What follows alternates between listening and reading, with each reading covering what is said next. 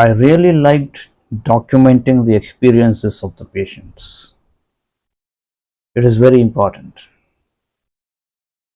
It could be used like an encyclopedia to understand both cancer and brachytherapy. The book mirrors the sincerity of Dr. Nori Dattatreyudu towards his profession as well as his commitment to give a new life to his patients. Now, whose words were these? We'll soon find out.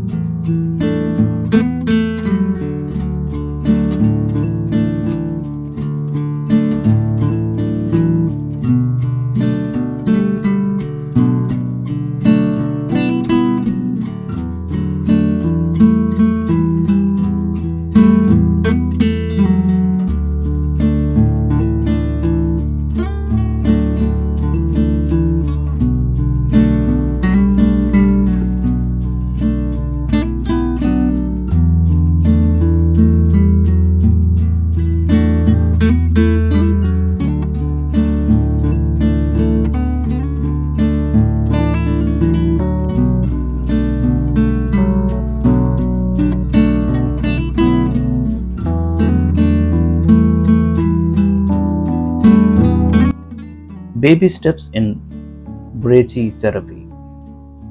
The fellowship I was able to obtain in New York was in brachytherapy.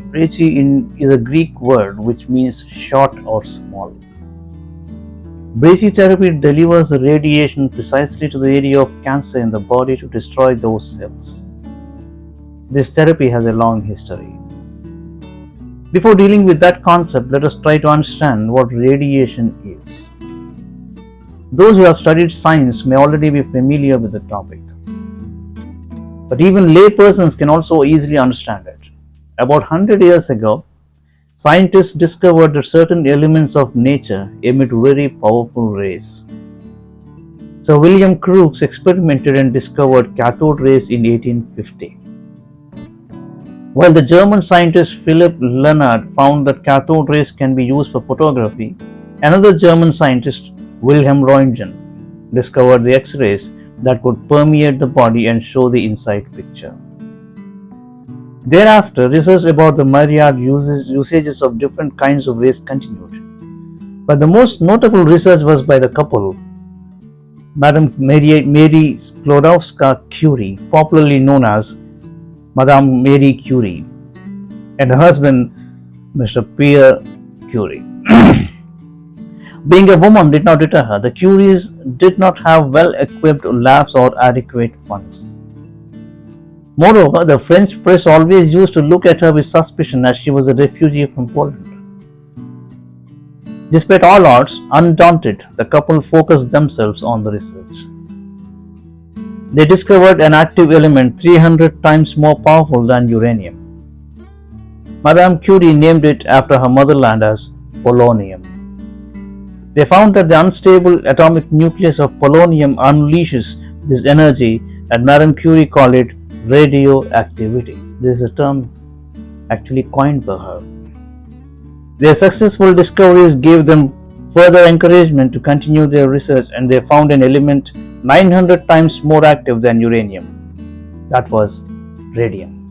She shared the 1903 Nobel Prize in Physics with her husband Pierre Curie and physicist Henry Becquerel for their pioneering work developing the theory of radioactivity. Using techniques she invented for isolating radioactive isotopes, she won the 1911 Nobel Prize in Chemistry for the discovery of two elements, polonium and radium. Madame Curie was the first woman to win a Nobel Prize, the first person and the only woman to win the Nobel Prize twice, and the only person to win the Nobel Prize in two scientific fields. She was also the first woman to become a professor at the University of Paris. The scientists who discovered X-ray and radiation have done a great deal of good for the human race at large. These discoveries were turning points in the field of medicine. We shall therefore always remember them. The doctors who have found out that radioactive elements destroy cancer cells are no less important. Dr. S. Trebel from Munich was the first doctor who successfully used radiation treatment. It was the first step towards brachytherapy. In 1903, the inventor of the telephone, Alexander Graham Bell, in a letter to a magazine called American Medicine, exhorted doctors to do research on targeting the rays to permeate tissue straight towards the cancerous tumors, as radiation otherwise kills even healthy cells. A year before that, Pierre Curie asked Dr. Henry Dunlos to arrange radium in a small tube and radiate directly to the cancerous tumors. That was the first step towards the current intracavitary brachytherapy. Experiments continued in this line of treatment. With every success, treatment progressed one step forward. In 1931, Dr. G. Forsell used the term brachytherapy for the first time. Doctors continued the experiments as to how much radioactive element should be used, what kind of catheters or capsules would be better, etc. Another challenge was to protect the impact of radiation on the healthy doctors, technicians and nursing staff. It is not out of place to mention that Madame Curie, who discovered radioactivity, became a victim of it.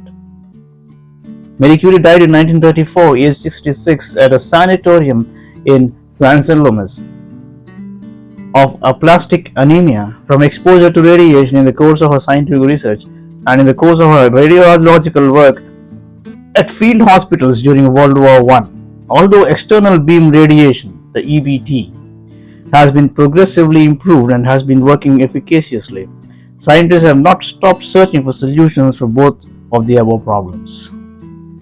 In 1930, Irene Juliet, daughter of the Curies, and their son-in-law, Frederick, discovered artificial radioactivity elements. Instead of the potentially dangerous elements such as radium, etc., the usage of those alternatives was introduced. In 1960, Dr. Ulrich Henschke and Dr. Basil S. Hilaris developed after-loading devices, by which both of the above-mentioned problems have been almost solved. Those two gentlemen were my gurus in brachytherapy, and they trained me to be an expert in the domain. Ulrich Henschke was noted for mechanical efforts to put exact amounts of ionizing radiation into the tumors of his patients. Notable to those who saw his demonstrations of brachytherapy in the 1960s were after-loading devices to insert radon or artificial isotopes into cervical or uterine cancers. The students of the subject used to stand in queues to watch him working on brachytherapy patients. After-loading is a very complex concept. The concept was to position applicators without the radiation sources. Then, using air pressure or hydraulics, the sources would be forced into place and then withdrawn after the intended doses were delivered. The combination of metal fittings, pumps and rubber tubes leading from radiation safes to the applicators in patients added an unusual touch to a very serious solution to a difficult problem.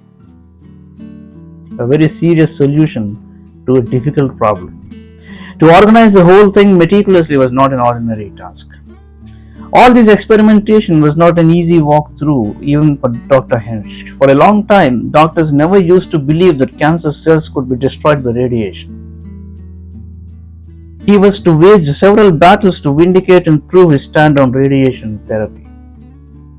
Ulrich Henschke was born in 1914 in Germany in a family of scientists. He obtained his PhD both in medicine and physics from the University of Berlin. After World War II, he was invited by the US after working for some time in Memorial Sloan Kettering Cancer Center. He left for Harvard University, which was dealing with several African countries. He was instrumental in starting 9 cancer centers in 10 countries in Africa. He encouraged the students from those countries. During one of his frequent trips to Africa in June 1980, a small plane in which he was traveling crashed and he died in the accident. He was only 66.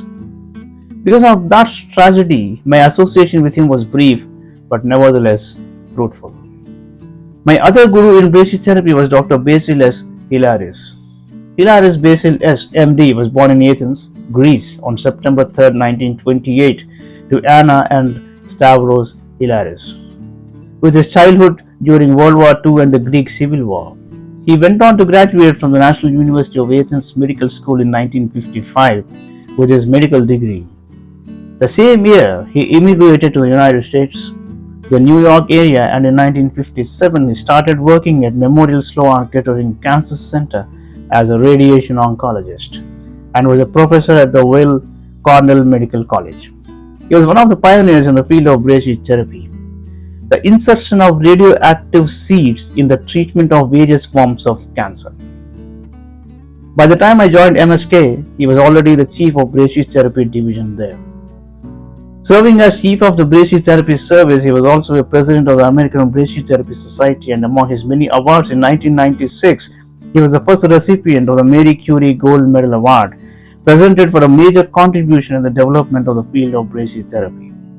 In 1988, he moved on to the chairman of the Department of Radiation Medicine at New York Medical College and Our Lady of Mercy Medical Center until his retirement at the age of 80 in 2008.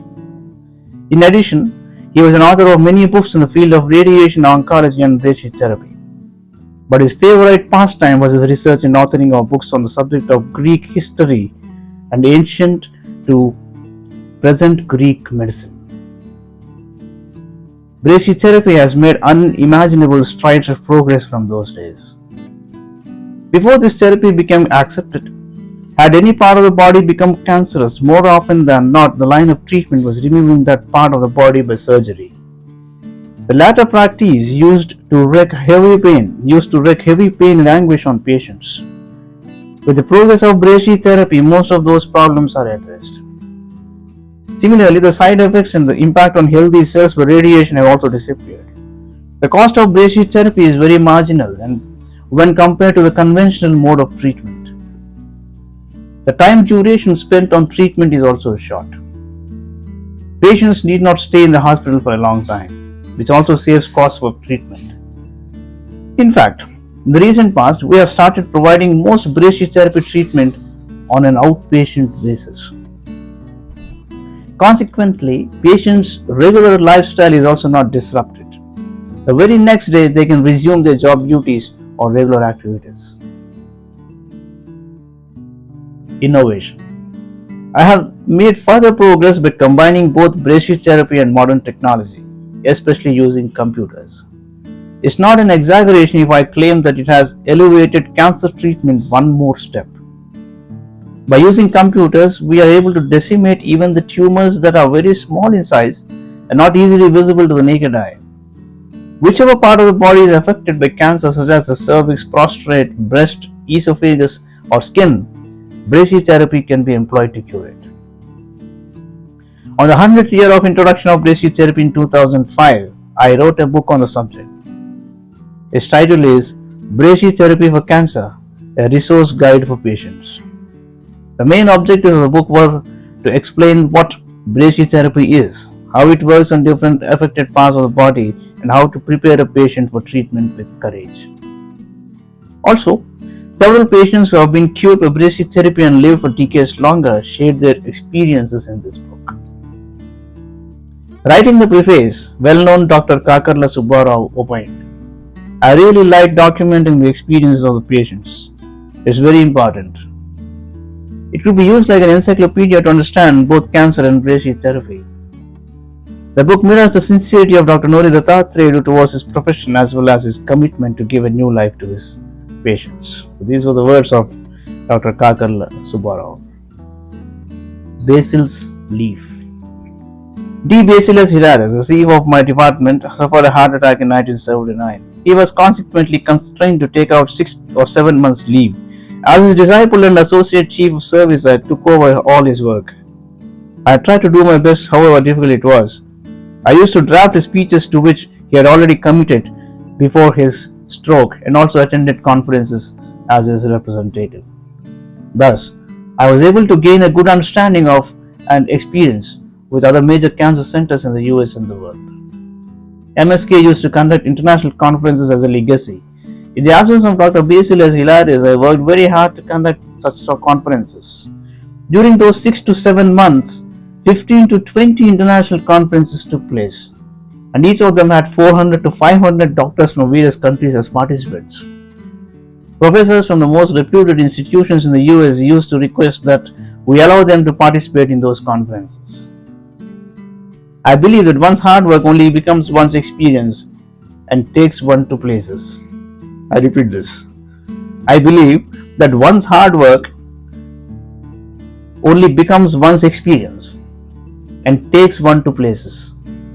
My efforts did not go waste.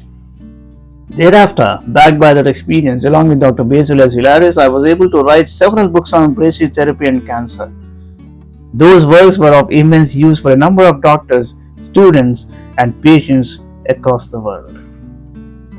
From Dr. Basil to Dr. Beatty. When I was a fellow with Dr. Basil S. Hilaris, I also used to work with Dr. Edward James Beatty and his patients. He was a renowned chest surgeon, lung cancer expert, and a professor. A doctor with a great character, he inspired surgeons, medical oncologists, and radiation oncologists to be on the same page and work in unison with regard to their patients. He was the first oncologist in the world to introduce the concept of multidisciplinary cancer care. He invented several new modes of treatment for lung cancer. He treated many important people as well. He was the founder of Miami University Cancer Center. Dr. Beatty was born in Philadelphia and completed his MD at Harvard Medical School. From 1965 until his stepping down from his administrative role in 1983, for 18 years he worked as Chief Medical Officer at Memorial Hospital. Thereafter, he has relentlessly worked to establish exclusive centers for lung cancer treatment. Such a great man was my guru professionally. He liked me like his own son. He paved the way for my progress. He loved India. In India, Memorial Sloan Kettering, where we worked, had earned a huge reputation as a great hospital. Hence, every Indian politician and celebrity who needed cancer treatment used to come to MSK. It was a favorite pastime for Dr. Beatty to know about India and to talk to those Indian patients who had come to MSK for treatment. After the treatment, if anyone invited him, he was very eager to go to India. He had come along with me many a time. During one of those trips, one funny incident took place. About 15 to 20 US doctors came to Mumbai as a group to attend an international conference on cancer and stayed in Hotel Oberoi. Most of them would take a little wine or whiskey during their supper time. While Dr. Beatty was leisurely sipping his drink, we were deep in conversation. We need a few instruments for a department, and it is better we buy them as soon as we return, I said to him. Oh yes, Datta, let us certainly do that. Get your proposal ready. He nodded readily. I was on cloud 9 to hear that. Next morning, at the breakfast table, I initiated the dialogue. I am preparing the proposals as we discussed last night. Did we? What was that about? I don't remember any. Can you tell me again? Was his response. I almost fainted that time. After my coming to the US, my personal life was a smooth cruise. Not that I did not have any money problems in my early days in the US. To share one instance, I purchased my first car for $175. It was pre-owned. While I was bringing it home, it came to a sudden halt and refused to move on an overpass. With the help of others, I was able to somehow park it on the side of the road. I went back to the seller and persuaded him to return me $175 after my strong argument with him as to how he could sell me such a vehicle. Thereafter, I purchased another car for $250. This car was a good one. Let us celebrate your purchasing a new car. Let us visit Niagara Falls, insisted my friends. About 4 to 5 of us with our families set out, reached the falls after a 10-hour drive and checked into a hotel. Perhaps an hour into my sleep, the hotel manager knocked on my door. Some inebriated driver could not properly drive and hence hit several cars in the parking area, reducing 4 to 5 of them into shambles. Come and check whether your vehicles were involved. He coolly broke the news. I felt very heavy and agitated as I had bought the car only 3 days ago. I found that my car was heavily damaged. In those days, I was not well versed about the provisions of insurance, etc. I really felt the pinch and I was about to break down. Having come all the way, how can we skip Niagara? Whatever loss we have incurred, nothing can be done. We consoled one another and went to see the falls. Perhaps our tears also flowed down there. Great way of telling this, doctor. Later, I left the car with a local acquaintance to get it repaired and returned to the hotel. On the way back, we found farmers selling fruits and vegetables from their farms. I found some nice eggplant called brinjal in India and purchased 3 baskets of them. The farmer was surprised and inquired whether I owned a restaurant in New York. I explained the Indians' liking for eggplant to him. My friends insisted visiting one of their relatives' houses on the way and having lunch there. The hostess there served us food with typical curry and dal, PGNP. When my friends were all praised for the food and its taste, she, with a half smile, boasted that the curry was prepared 2 years ago and was preserved in the deep freezer. She had taken it out just now, defrosted, heated, and served it.